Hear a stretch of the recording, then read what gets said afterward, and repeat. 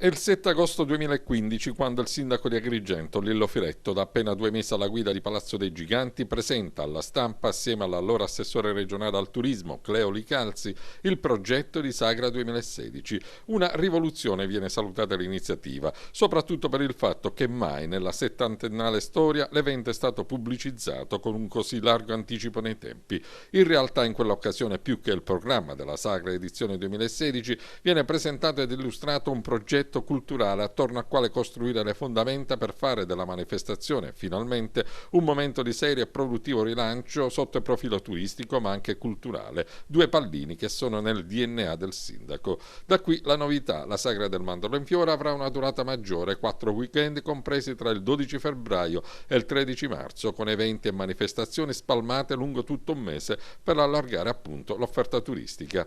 E a poco meno di un mese dal via e con il manto bianco dei mandorli fioriti che hanno ricoperto la Valle dei Templi, qualcosa si muove. I 4 weekend di Sagra saranno caratterizzati dalle esibizioni di gruppi agrigentini e siciliani, con momenti di street food e di manifestazioni collaterali di richiamo. La settimana dal 7 al 13 marzo sarà dedicata al Festival internazionale del folklore. Nel progetto della Sagra 2016 c'è anche una lista di paesi, dei continenti e delle aree geografiche che il Comune vorrebbe coinvolgere per fare di Agrigento la capitale della pace e della concordia, come il recente riconoscimento ricevuto testimonia.